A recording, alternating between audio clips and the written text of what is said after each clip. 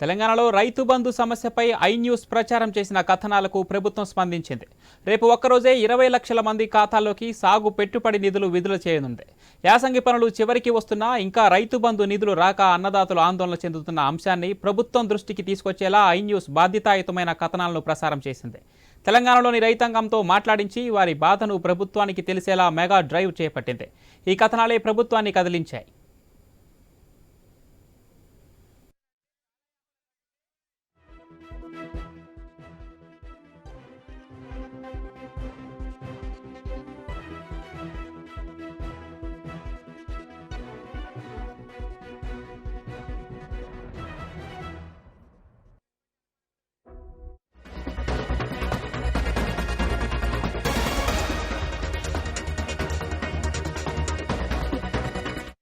తెలంగాణలో రైతు బంధు సమస్యపై I news ప్రచారం చేసిన కథనాలకు ప్రభుత్వం స్పందించింది. రేపు ఒక్కరోజే 20 లక్షల మంది ఖాతాలోకి సాగు పెట్టుబడి నిధులు విడుదల చేయనుంది. యాసంగి పనులు చివరికి వస్తున్నా ఇంకా రైతు బంధు నిధులు రాక అన్నదాతలు ఆందోళన చెందుతున్న అంశాన్ని ప్రభుత్వం దృష్టికి తీసుకొచ్చేలా ఐ న్యూస్ బాధ్యతాయుతమైన కథనాలను ప్రసారం చేసింది. తెలంగాణలోని రైతాంగంతో మాట్లాడించి వారి బాధను ప్రభుత్వానికి తెలిసేలా మెగా డ్రైవ్ను చేపట్టింది. ఈ కథనాలే ప్రభుత్వాన్ని కదిలించాయి.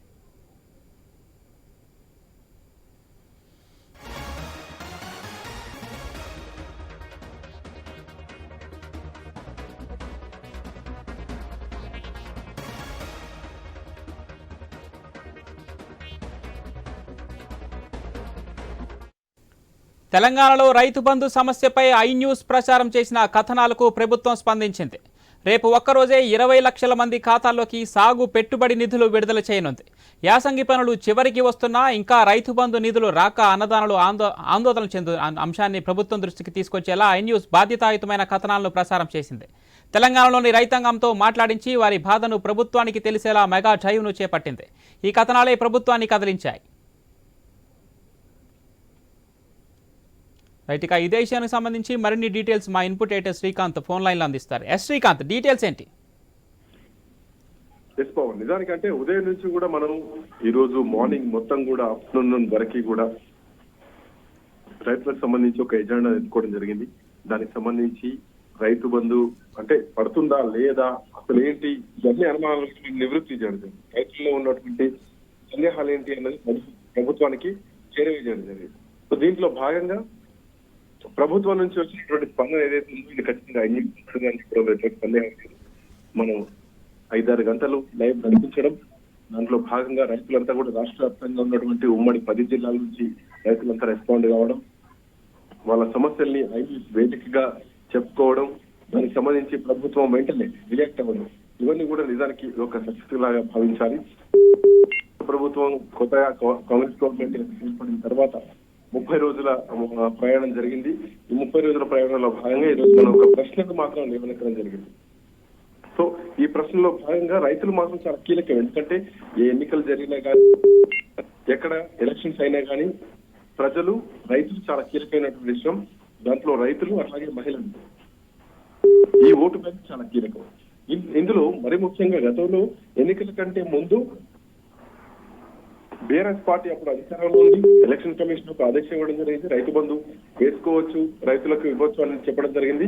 హరీష్ రావు చేసినటువంటి కామెంట్స్ ఏవైతే ఉన్నాయో ఆ కామెంట్స్ నిజానికి చాలా తీవ్ర రూపం, అంటే ఎలక్షన్ కమిషన్ చాలా తీవ్రంగా దాన్ని పరిగణలోకి తీసుకుంది. సో ఇది ఒక ఎన్నికల ప్రచారం లాగా వాడుకుంటోంది బీఆర్ఎస్ పార్టీ అంటూ కూడా ఎలక్షన్ కమిషన్ ఆ రోజు రైతు బంధును ఆపడం జరిగింది.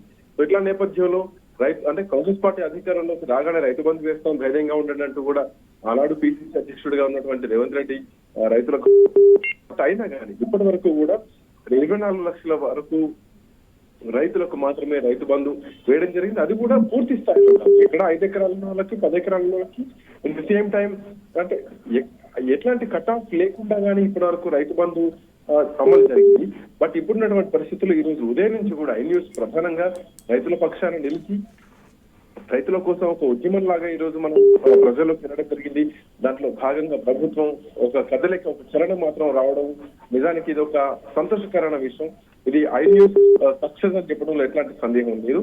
ఖచ్చితంగా ఈ రోజు ఉదయం నుంచి కూడా లైవ్ లో కాలర్స్ మాట్లాడిన విషయమే కానీ, ఎట్ ది సేమ్ టైం రైతులు మాట్లాడినటువంటి అంశాలే కానీ, ఐ న్యూస్ మనకంటూ ఒక ఐ న్యూస్ సంస్థ ఉంది, మనం కష్టాలు చెప్పుకోవచ్చు అంటూ కూడా రైతులంతా కూడా స్పందించినటువంటి విధానం కానీ కీలకమైనటువంటి అంశం. అట్లాంటి అంశం సేమ్ టైం జిల్లాల వారీగా ఉన్నటువంటి ప్రతినిధులు సైతం కూడా ఆయా రైతుల దగ్గరికి వెళ్ళడం, వాళ్ళ ప్రతిస్పందన తీసుకోవడం కూడా రైతులకు ఒక భరోసా మాత్రం రావడం ఖచ్చితంగా ఇది ఒక సంతోషకరమైన విషయం. సో ఖచ్చితంగా వేస్తుంది, వేయదు అనేది ఏం లేదు. బట్ ఎట్లా వేస్తుంది, ఏ లెక్కన వేస్తుంది, ఏ ప్రాతిపదికన వేస్తుంది అనేది ప్రధానమైనటువంటి చర్చగా ఈరోజు మనం ప్రత్యేకంగా ఒక కథను నడిపించడం జరిగింది. దాంట్లో భాగంగా ఈరోజు ప్రభుత్వం రేపు 20 లక్షల మందికి రైతు బంధు వేయబోతున్నాం అంటూ కూడా ఒక లీక్ ఇవ్వడం కూడా నిజానికి ఇది సాధించినటువంటి సక్సెస్ అని చెప్పడంలో ఎట్లాంటి సందేహం లేదు. Right, thank you Srikanth.